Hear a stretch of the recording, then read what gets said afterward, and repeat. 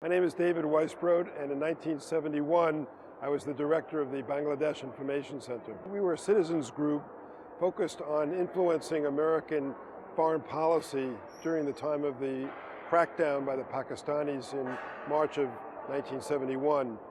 At that time, the US government was tilting toward Pakistan, providing economic and military assistance, and a wide group of people came together, mainly Americans, and then we were joined by some very extraordinary Bengalis to lobby on Capitol Hill and to promote an amendment to the foreign aid bill called the Saxby-Church Amendment, which would stop foreign aid to Pakistan.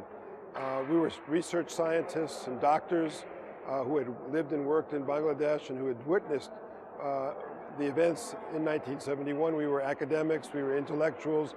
In my own case, I was a student, a graduate student that had stopped graduate school abruptly and went to Washington, D.C. to join this effort and to work with this wonderful collection of very committed and talented people. We were seeing an injustice of a magnitude that I have never observed in my whole life and never hope to ever observe in the future. And I was taught that you just cannot be silent in the face of such an injustice.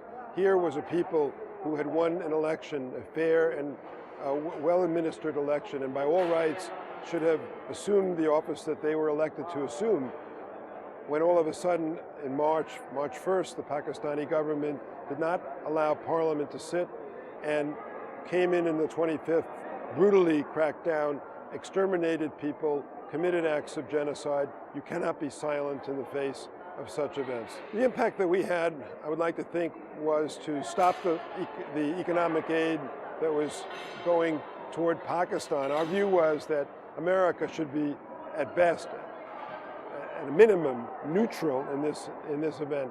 And that we could not provide aid to Pakistan, economic or otherwise, because we would really support the troops and support the brutality that was being caused. So our amendment was passed.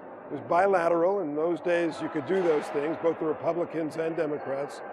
It was eventually signed into law by the president, then President Nixon.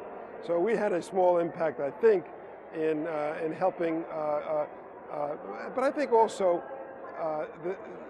it was one forum to express the view of the people of the United States in solidarity and in support of the Bengalis. I've talked while I'm here in Bangladesh with Mukti Bahini and people who are really doing the fight on the ground, and I think they were aware of the support that they had from people all over the world. And so this was one way for some of us to express that support and to take action to do things that we believed in. Senator Kennedy was a wonderful supporter of what we were trying to do.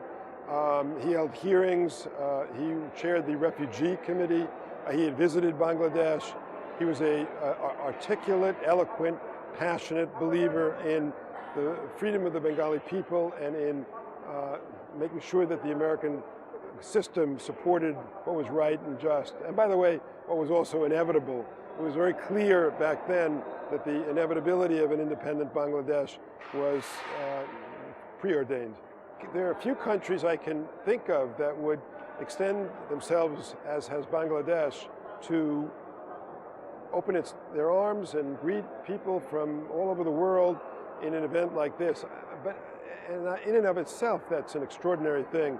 My own feeling is one of deep emotion and deep pride in the little small role we play, but I think it just brings back some of the feelings of commitment and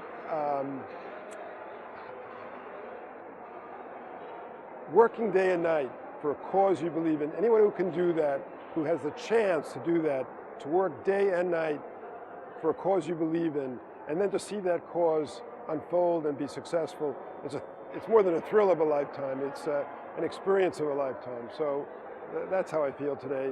Deeply passionate, deeply warm toward my fellow friends here in Bangladesh, and exhilarated.